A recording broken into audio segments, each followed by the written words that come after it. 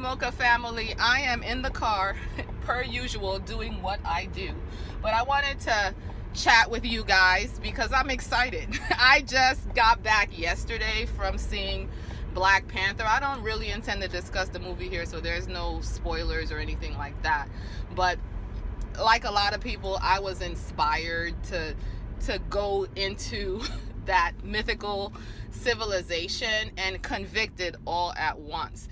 It is a fictional place, but through the studies that I've been doing myself in trying to make our curriculum more diverse and well-rounded, and our history to include some things about African history, the continent, and all the countries thereof, I've learned that while there wasn't a Wakanda like in the Black Panther, there were impressive civilizations to learn about, and impressive trade systems and structures and very advanced systems that were in place that we don't really hear about. I feel like a lot of times when we study African history, it's really related to the slave trade and, and the deteriorating situation that we see in a lot of the countries now. But we know that a lot of our resources come from the continent of Africa, and if they had been able to hold on to that, it's not all that much of a stretch of the imagination to think that we could have been as powerful and effective as Wakanda. So I like to present that part of our history to my kids, and one of the great blessings of homeschooling is that I can do that.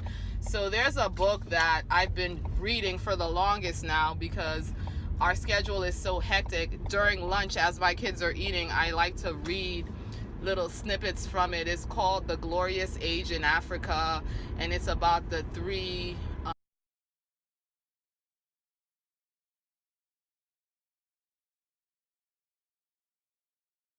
and so I've been reading about that to my girls, and when I go to the library and I have a picture book called African Princesses, and it has one common princess, queen from Egypt, Hatshepsut.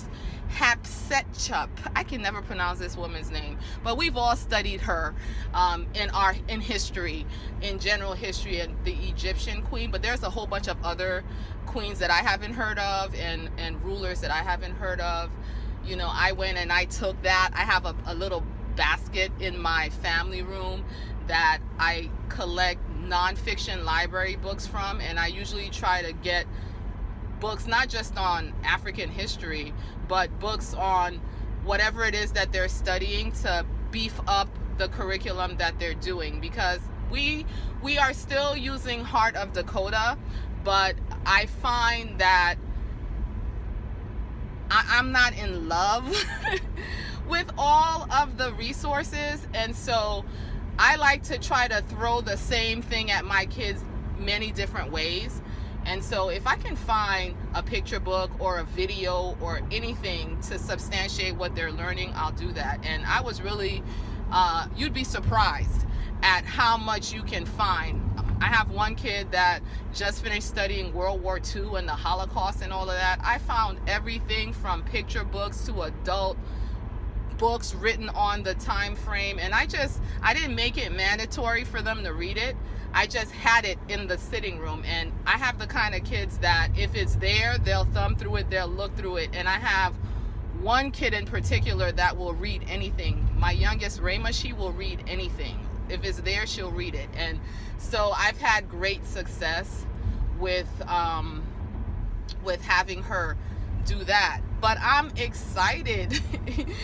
Watching that movie just made me that much more determined to personalize our educational experience. And I don't know about you, but that's the reason I wanted to homeschool. I wanted A, more time with my kids, and B, to be able to offer them something personal. I mean, nothing against the public schools and the private schools, but when you have a room full of students that you're dealing with, it's much harder to offer them history specifically about their background. So my kids have already had Haitian history.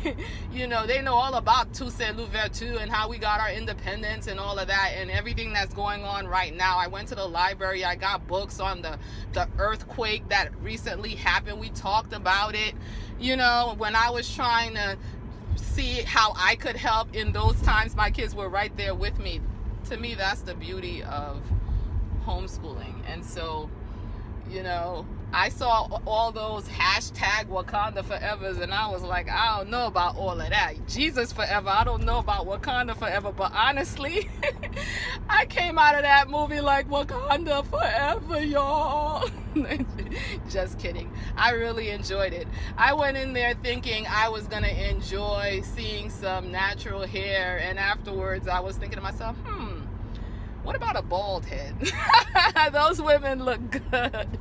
You know, and Angela Bassett had me feeling like, okay, if you can look like that, maybe I need to add 10 pounds to my weightlifting routine and it'll be all good. Because she looked really good. She looked so good. But anyway, enough said about that. I really enjoyed it. I hope you go out and see it and enjoy it too. Of course, no movie is perfect, but I had a good time seeing it with my husband. So let me know in the comments below what you think. Do you think it's even necessary to do that? Do you think offering a personalized view of the things we're learning is even necessary for our kids? Am I making too much of it, or do we make too much of that? Is it really that beneficial to their identity? Let me know what you think in the comments down below. Be blessed.